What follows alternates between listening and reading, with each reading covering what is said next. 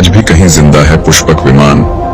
क्या आज भी कहीं जमीन के नीचे दबा पड़ा है वह दिव्य विमान जिसकी गति इतनी प्रचंड थी कि वह क्षण भर में न केवल दूसरे ग्रहों को बल्कि पूरी आकाशगंगा की सीमाओं को लांघ जाता था।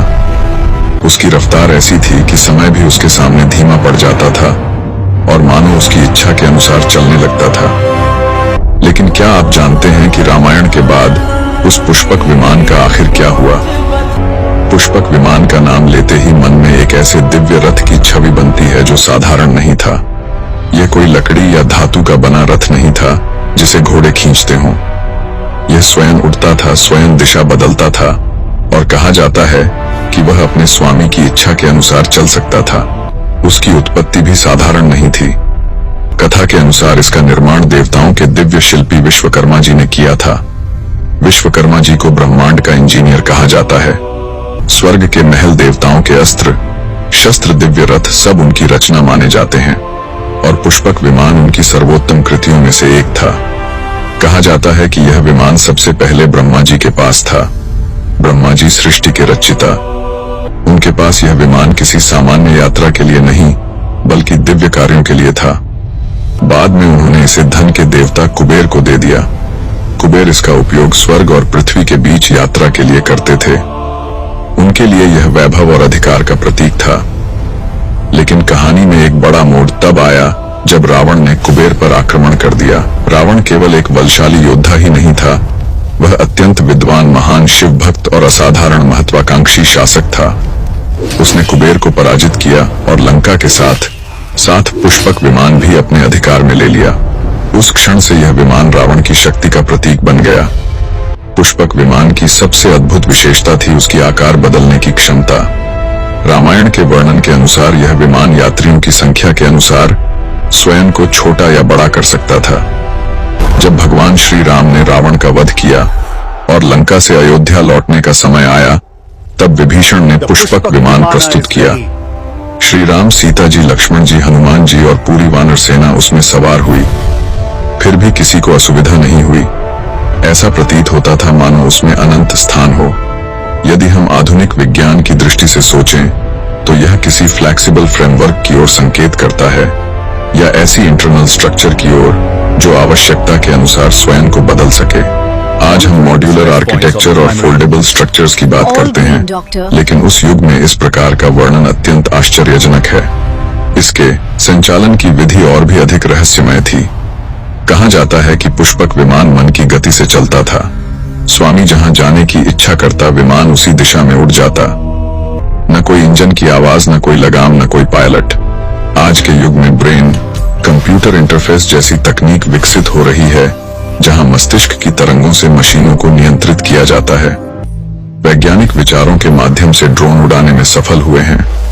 यदि हम इस संदर्भ में देखें तो पुष्पक विमान का वर्णन किसी अत्यंत एडवांस मेंटल कंट्रोल सिस्टम जैसा प्रतीत होता है। संभव है कि प्राचीन काल में इसे आध्यात्मिक शक्ति के रूप में समझाया गया हो, जिसे आज हम तकनीकी भाषा में समझने का प्रयास कर रहे हैं। पुष्पक विमान केवल तकनीकी दृष्टि से ही नहीं बल्कि स्थापत्य की दृष्टि से भी अद्भुत था। उसका वर्णन एक उड़ते हुए महल के रूप में मिलता है। भूमि स्वर्णिम, दीवारों पर रत्न जड़े हुए, भीतर अनेक कक्ष, सरोवरों और वनों के चित्र अंकित। यह केवल परिवहन का साधन नहीं था, यह चलता फिरता राजमहल था।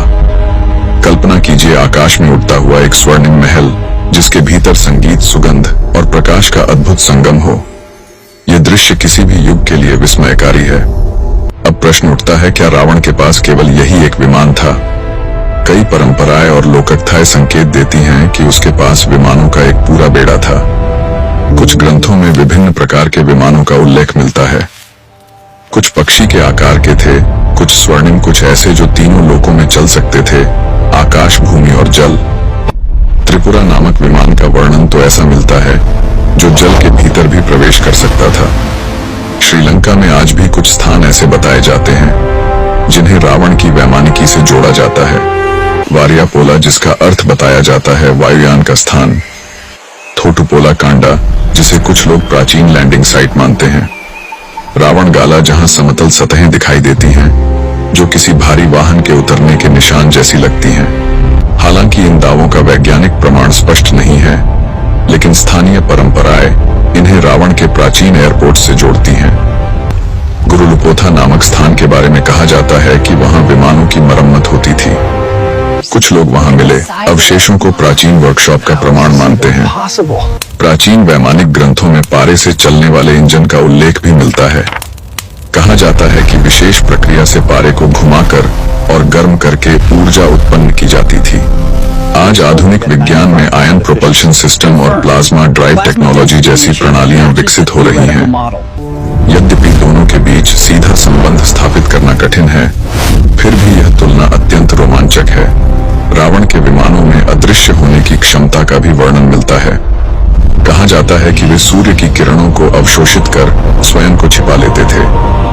आधुनिक स्टील्थ टेक्नोलॉजी में भी रडार, अवशोषक सामग्री का उपयोग किया जाता है। क्या यह केवल कल्पना है या किसी प्राचीन तकनीकी अवधारणा का रूपक? निश्चित रूप से कहना कठिन है, लेकिन यह विचार अत्यंत आकर्षक है।